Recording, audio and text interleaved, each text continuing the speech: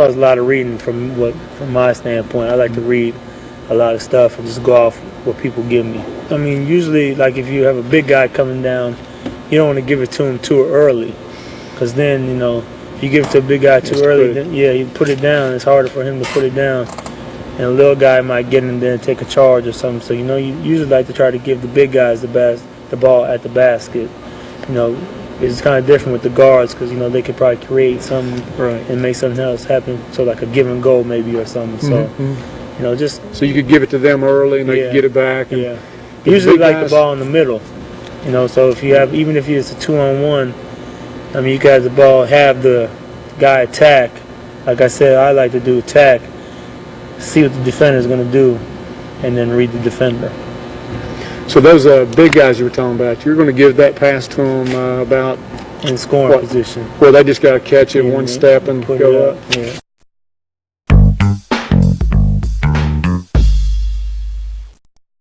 It's a 2-on-1 fast break, and like any good player, you're looking to score first.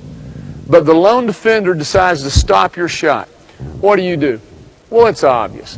Pass to your teammate. But it's not that simple.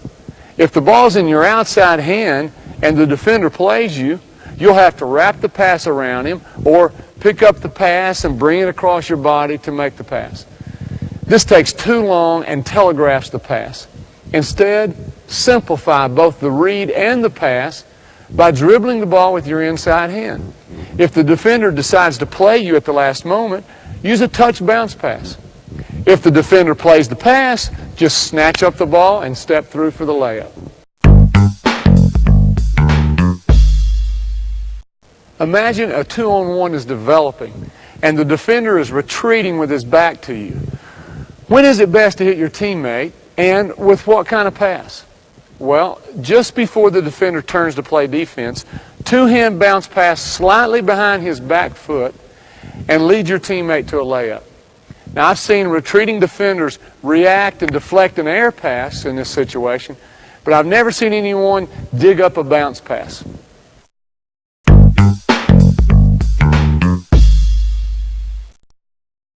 What if a 2-on-1 fast break develops and a defender plays the angles perfectly and is big enough to block your layup?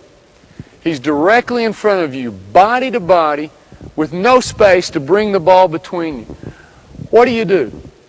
Use an around-the-back pass to feed your teammate for the easy score.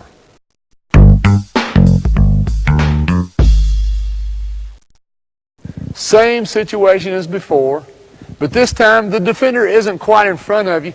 He's on your inside shoulder, and he might deflect the behind-the-back pass. What's your best option?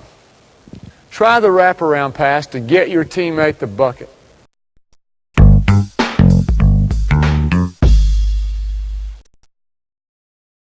Simplify a 3-on-2 fast break by turning it into a 2-on-1. Use a straight line move on the first defender in order to make the second defender move to stop your penetration. This creates a scoring opportunity for your teammate on the opposite side.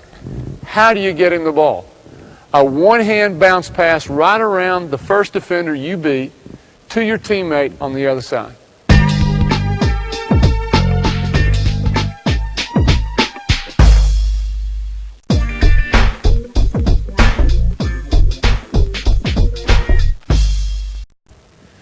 Your passing accuracy will help your teammate's shooting accuracy. In other words, if he has to move his hands or feet to catch your pass, then his shooting percentage goes down because the ball is off of his shot line and he has to reset it. Perhaps you've made him concentrate so hard on catching your pass that he's lost his focus and rhythm on shooting. In addition, inaccurate passes also slow down his ability to get the shot off, giving his defender a chance to recover. The bottom line is that hitting a shooter in his shot pocket with a soft backspin that's easy to handle is going to increase his percentage. What about someone like Paige, who is a great catch and shoot player? You know, do you think about hitting him in a certain place, like always on the inside, or you just knowing that he's probably going to catch and shoot it? Does that? You just try to get it to him. You know, I mean, like when he's just sitting in the corner, you know, just wide open, you try to get it chest high, and just so, because I know he likes to bend his knees a little bit and shoot. He doesn't use much legs, it looks like, but he'll get chest high, so where he just bends a little bit and just shoots it. So excellent. I'm sure that increases his accuracy. Just catching it in a. He has great accuracy. Yeah, he does.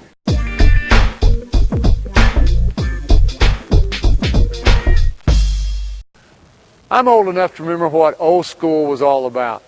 Old school said that dribbling between your legs or around your back were showboat dribbles. Now they're considered fundamentals of ball handling.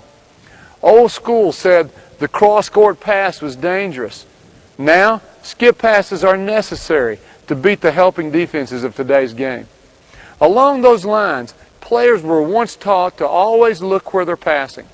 But now, with the savvy defenders of today's game, the no-look is a legitimate fake. Now, there are two reasons to throw a no-look pass.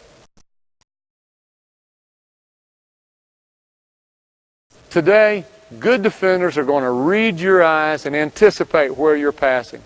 And they're often quick enough to actually deflect your pass if you telegraph it and give them that split-second advantage. So, using a no-look can create a passing lane by the man guarding you.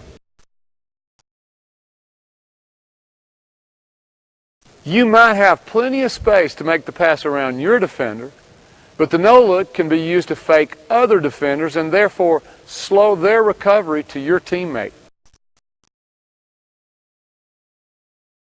The easiest version of the no-look pass involves not looking directly at your target so that you're still able to see him with your peripheral vision.